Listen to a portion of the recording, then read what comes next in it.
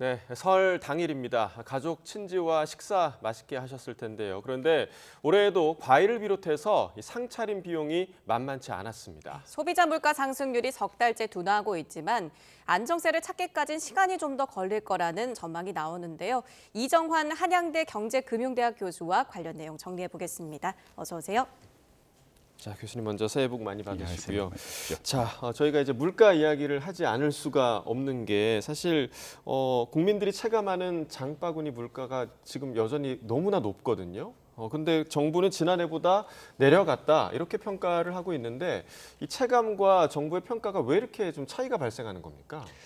사실 실제 물가 수준은 높은 게 맞습니다. 예. 2000년하고 비교해 봤을 때 장바구니 물가를 구성하는 뭐 채소라든지 과일, 뭐 그다음에 외식 같은 비용 굉장히 많이 올랐거든요.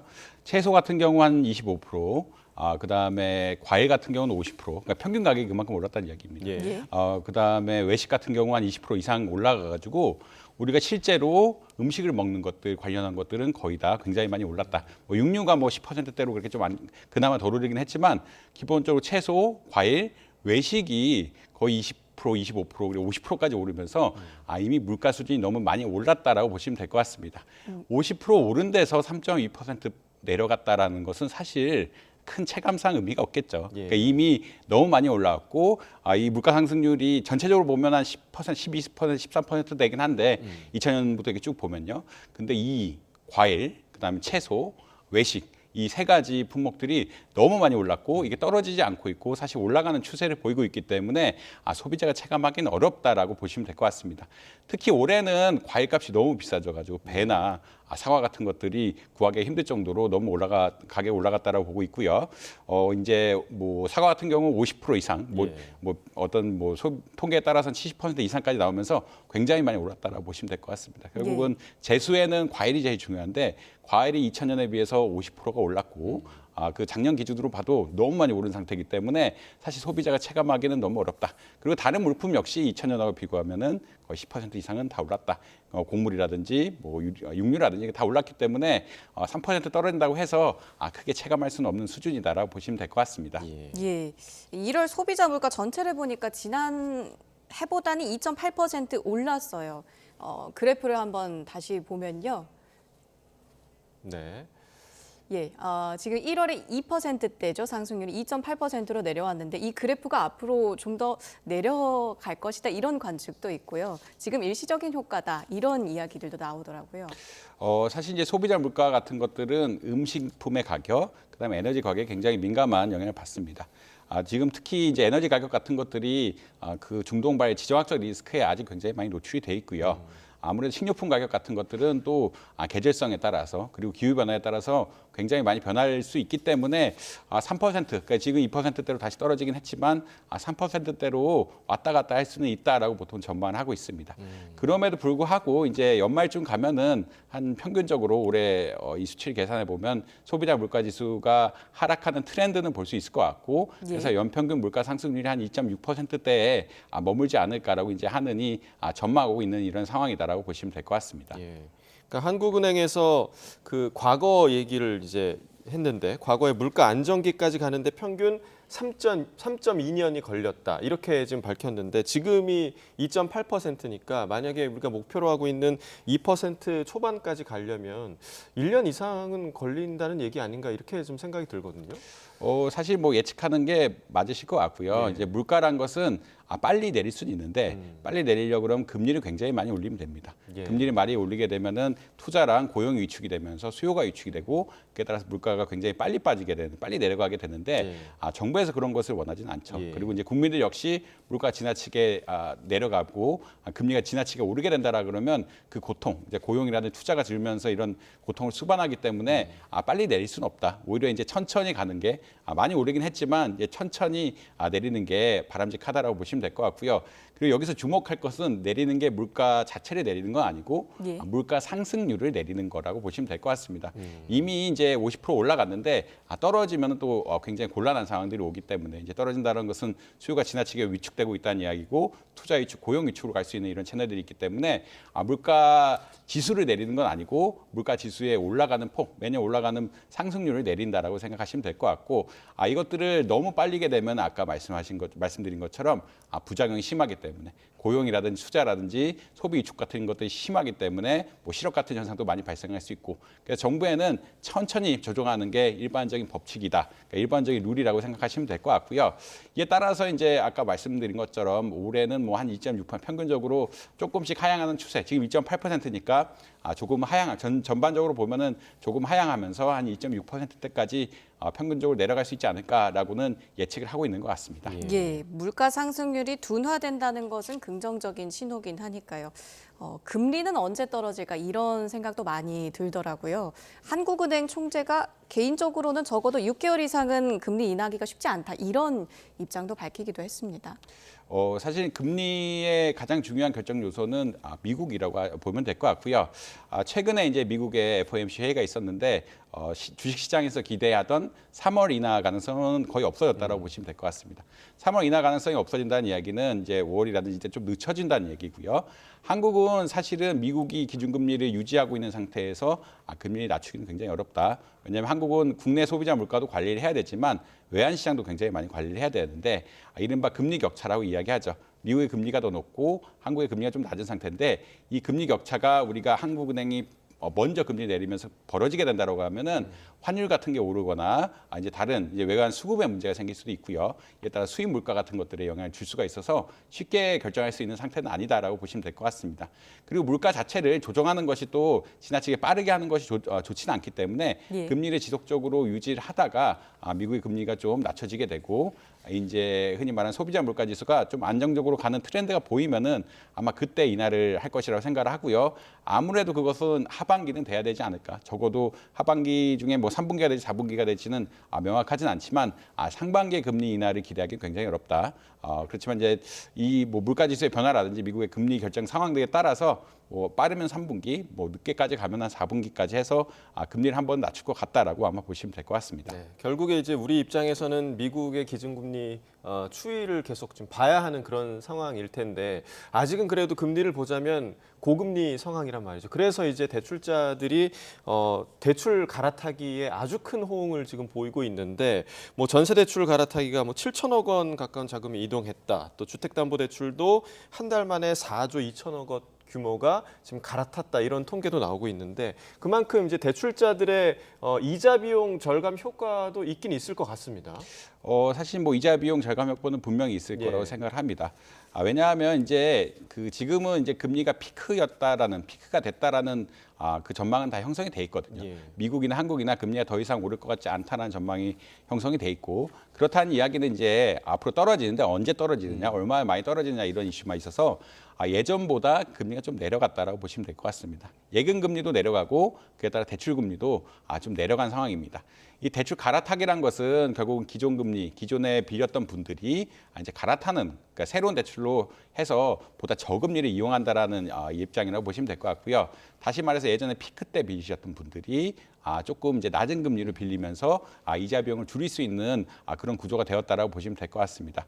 그래서 시장에서는 이미 피크아웃이라고 보통 이야기하는데 금리가 정점을 찍었고 언제 내려가는지만 문제가 된다라는 이런 생각이기 때문에 예전보다는 우리가 보통 빌리는 금리는 뭐 5년이라든지 10년이라든지 보통 긴 금리이기 때문에 시장 금리는 조금 낮아져 있는 상태거든요. 그래서 사람들이 이제 전세 대출 갈아타기라든지 주택담보 대출 갈아타기로 해서 이자 비용을 많이 축소시키려는 노력을 하고 있다라고 보시면 될 것 같습니다. 예. 특히나 이제 갈아타기의 또 중요한 점은 DSR 규제가 돌아온다는 점인데 예. 신규 DSR 규제가 결국은 갈아타기라고 하지만 A은행에서 B은행에 갈아탄다는 얘기는 신규 대출이라는 이야기거든요. 예. 그러니까 예전 것을 없애고 새로운 것을 갈아타기 때문에 이게 혹시나 새로운 DSR 규제가 들어오면은 못할 수도 있다. 그러니까 내가 예전보다 대출을 못 받을 수 있다는 생각을 받을 수 있기 때문에 최근 이러한 전세 대출 대환이라든지 흔히 주택담보대출 대환에 많은 자금들이 쏠리고 있다라고 아마 이해하시면 될 것 같습니다. 예, 여러 제약도 있긴 있더라고요. 그 전세자금 대출 갈아타기는 계약 기간의 절반을 넘으면 안 되고 주택담보대출 갈아타기는 아파트로만 지금 한정이 된 거잖아요. 예, 맞습니다. 이게 사실은 갈아타기란 것이 어떻게 보면은 플랫폼상에서 이루어지려고 하는 거기 때문에 데이터가 어떻게 좀 정보에 대한 교환이 좀 쉬워야 되는데 이제 전세담보대출 같은 경우에는 이제 1년이 지나면 너무 늦은 게 아니냐, 그리고 이제 행정 처리 같은 것들이 둘이 오버랩 되면 좀 복잡해지는 게 아니냐라는 그런 문제가 있고 주택담보대출 같은 경우에는 아파트 말고는 굉장히 좀 주택 관련 정보들 좀 파악하기 어려운 이런 측면들이 있어가지고 조금 어려운 측면들이 있었다라고 보시면 될 것 같습니다.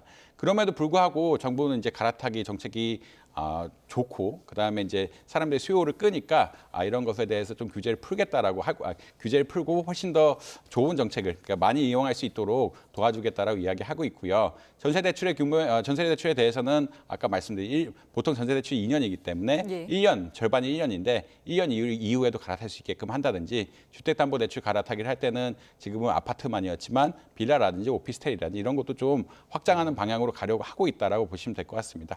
아무래도 정부 입장에서도 이게 좋은 게 그 소비자들 그러니까 결국은 가게인데 가게가 이자를 많이 내면 많이 낼수록 가게가 쓸 수 있는 돈은 줄어들게 되거든요. 예. 사실 정부는 사실 내수의 침체를 굉장히 우려하고 있는데 이 내수의 침체를 막으려 그러면 소비자들의 어떤 가게의 이자 비용을 줄여야 되고요. 이 이자 비용을 줄이는데 이제 갈아타기가 일조할 수 있다 이렇게 보시면 될 것 같습니다. 네.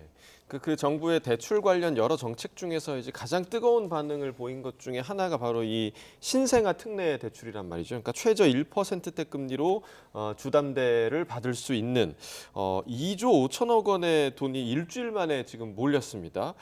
이 추세라면 좀 조기에 소진될 수도 있는 그런 가능성도 있지 않나요? 이 특례 대출의 이제 수요가 굉장히 빨리 늘어나고 네. 있어서 이제 조기에 어떻게 보면은 이게 접수가 마감될 수 있는 가능성 계속 나오고 있습니다.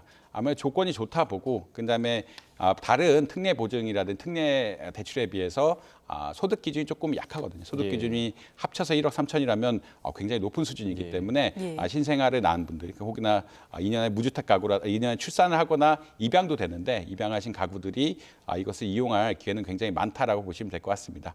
그럼에도 불구하고 이게 실제로 주택 사는데 이용될 것이냐 또 다른 얘기거든요.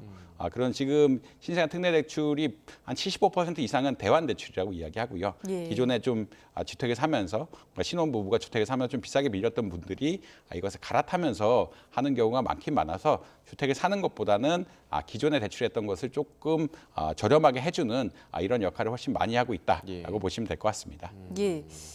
정부가 이제 재정 안정화를 위해서 가계대출을 관리해야 하는 입장인데 이렇게 여러 상품을 내놓다 보니 은행권이 금리 경쟁을 하게 되고 오히려 가계대출이 증가하는 것 아니냐 이런 우려도 있더라고요.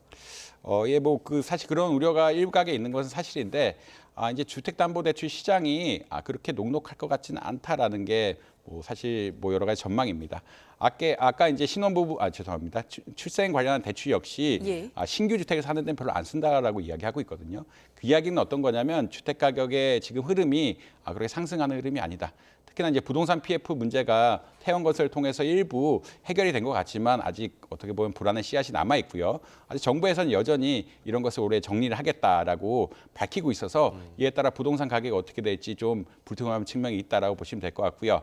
두 번째로는 이제 최근에 공사비가 굉장히 많이 올랐죠. 공사비가 한 30-40% 이상 오르면서 재개발 신화가 좀 깨지고 있는 이런 양상도 있습니다. 예. 재개발 신화가 깨진다는 것은 기존에 이제 용적률이 작은 데서 굉장히 많이 올리면서 집을 많이 팔고 돈을 버는 이런 기회가 있었는데 지금은 용적률 작은 데서 용적률을 늘리려 그러면 건축 비용 굉장히 많이 들고 되고 자기 자본이 굉장히 많이 들어가야 되는 상황이기 때문에 부동산 가격이 좀 낮은 노도강 흔히 말하는 노원이라든지 강북이라는 이런 지역에서는 재개발이 좀 어려워지는 것이 아니냐라는 그런 시각 역시 이제 많이 늘어나고 있다라고 보시면 될 것 같습니다. 그 말은 이제 주택 가격이 좀 하락하는, 그러니까 재개발 프리미엄이 좀 떨어지면서 주택 가격이 하락하는 추세가 있을 수가 있기 때문에 전반적으로 주택의 시장이 수요가 늘지 않는다 그러면 가계대출은 어느 정도 안정적인 어떻게 보면 관리가 가능할 것이다 이렇게 예측을 드릴 수 있을 것 같습니다. 예. 자, 이제 좀 증시 얘기를 해보도록 하겠습니다. 고금리 지금 여전한 상황이긴 한데 미국 증시가 좀 거침없이 많이 오르고 있더라고요. 오늘 새벽에 마감한 S&P 500 지수 5,000선을 넘겼습니다. 파죽지세다 이런 평가도 나오고 있는데 어떻게 보시나요? 이것은 결국 AI와 빅테크, 그러니까 빅데이터가 어떻게 보면은 끌고 가는 장세라고 보시면 될 것 같고요. 사실 미국의 기준금리를 조금 낮춘 시점을 늦춘다라는 계속 이야기가 나오고 있는데 네. 반도체 기업들이 실적이 굉장히 좋습니다. 예. 실적이 이제 작년 4분기 실적들이 나오기 시작하는데 실적이 좋고 그다음에 보통은 실적을 발표할 때 이제 가이던스란 걸 이야기하는데 가이던스란 거는 올해 이제 내년까지 수익이 어떨 것이냐, 자기들이 계약 같은 걸 따져가면서 내년 얼마 벌 것이냐를 예측을 하는데 이 수치가 너무 좋게 나오고 있습니다. 이 너무 좋게 나온다는 이야기는 금리와 상관없이 금리가 높은 수준임에도 불구하고 이 빅테크를 중심으로 한 어떤 모멘텀이 좀 생겼다. 현금 흐름이 계속 나올 것이다. 그리고 수익이 계속 창출될 것이다라는 이런 기대감들이 형성이 되면서 S&P 500이라는 것은 큰 주식 500개를 모아놓은 주식들인데 결국 이쪽에서 굉장히 많이 오르고 있다. 나스닥도 사실 최근에 어제 16,000을 잠깐 넘었다가 다시 약간 내려왔거든요. 그만큼 굉장히 정고점을 뚫으려고 노력하는 어떤 이런 상황들을 보이고 있는데 결국 AI 전환, 반도체의 어떤 반도체의 발전 이런 것들이 미국의 어떤 빅테크 기업들에 직접적인 영향을 주고 있고 이것이 기대가 아니라 실적으로 반영이 되고 가이던스 이쪽에 예측되는 숫자에 반영이 되기 시작하면서 더 경기가 더 금리가 떨어지면은 더 올라갈 것이다라는 이런 기대감이 형성되면서 주가가 굉장히 상승하는 이런 모습을 보이고 있다라고 보시면 될 것 같습니다. 예, 미국 증시도 상황이 좋고 일본 증시도 보니까요. 니케이 지수가 34년 만에 37,000선을 한때 돌파했다고 합니다. 우리나라 코스피 코스닥은 왜 여전히 박스권인 걸까요? 사실 코로나19 시점에 그러니까 굉장히 금리가 내려가면서 주가가 많이 올라갔죠. 근데 이제 그 이후에 고금리가 되면서 다들 주가가 하락을 했는데 이제 작년부터 주가가 반등하기 시작합니다. 전 세계적으로 봤을 때 미국 S&P 500은 코로나19의 정고점을 넘어갔고요. 지금이 코로나19 때보다 높다는 얘기고 인도도 마찬가지고 유럽 국가들도 거의 마찬가지예요. 독일 지수 이런 것들도 정고점을 돌파하는 이런 양상들을 보이고 있는데 이런 경향이 안 보이는 나라가 중국이고요. 예. 그다음에 우리나라입니다. 아무래도 이제 여러 가지 요인들을 봤을 때 우리나라 중국의 요인들이 좀 큰 게 아니냐라고 평가를 드릴 수 있을 것 같고요. 중국의 이제 지금 디플레이션 같은 것들, 그러니까 디플레이션이라는 건 아까 올해 인플레이션하고 달리 물가가 하락하는 건데 물가가 하락한다는 거는 경제 수요가 줄어든다는 이야기고 수요가 줄어든다는 거는 고용이나 투자가 계속 위축된다라는 이야기를 볼 수가 있는데 지금 중국 물가가 하락하고 있다는 이야기가 계속 나오고 있고요.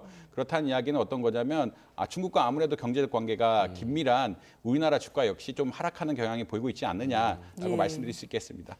최근 항생지수, 이게 중국의 홍콩의 지수라고 이야기하는데 홍생지수도 굉장히 많이 빠지면서 ELS 사태 이런 얘기들이 나오는데 두 나라가 굉장히 연관성이 깊고 중국 시장이 굉장히 하락을 하고 있기 때문에 한국 시장 역시 아무래도 영향을 받을 수밖에 없는 이런 구조다. 그래서 전 세계적으로 봤을 때 일본이라든지 미국이라든지 인도라든지 유럽 지역은 다 코로나19 시점보다는 지금 주가가 높은데 우리나라만 안 좋은 이유는 아마 중국과의 연관성이 가장 큰 이슈가 아닐까 이렇게 평가를 하고 있습니다. 네, 그러면 이제 우리나라 경제 구조가 중국의 영향을 좀 덜 받는 경제 구조로 바뀐다면 해외 투자자들이 보기에 한국 증시가 조금 더 매력적으로 느낄 수도 있을까요? 어떻게 될까요? 근데 사실은 이게 교역 관계가 줄어든다는 이야기인데 예전에는 사실 한국이 중국에 수출을 굉장히 많이 했죠. 그러니까 중국이 발전하면은 어떻게 보면 한국이 수출이 늘어나면서 한국 경제 좋아지는 이런 양상을 보였다라고 이야기할 수가 있는데 관계를 끊는다는 것은 어떻게 보면 이런 채널이 좀 줄어든다라는 얘기가 될 수 있습니다. 그렇기 때문에 이제 최근 지배구조 개선이라든지 주주 환원 정책 이야기가 나오는데 이제 중국과의 관계도 중요하지만 한국 시장 자체에서 주가를 올릴 수 있는 여러 가지 정책들을 해야 되는 게 아니냐. 그리 말하는 코리아 디스카운트를 해결해야 되는 내용들이 나오는 게 아니냐라고 이야기를 하고 있고요. 정부가 이제 일본 제도 같은 것을 이제 열심히 그러니까 참조해서 어떤 지배 구조를 개선하고 배당 정책 같은 것을 개선하라는 여러 가지 의안을 내면서 주가를 이제 흔히 말해 현금으로 하고 적절하게 매치시킬 수 있도록 어떻게 보면 주가의 가치를 주식 가치를 높이려고 하는 정책들을 많이 피고 있다라고 보시면 될 것 같습니다. 알겠습니다. 네, 오늘 여기까지 듣겠습니다. 이정환 교수와 경제 이야기 나눠봤습니다. 말씀 고맙습니다.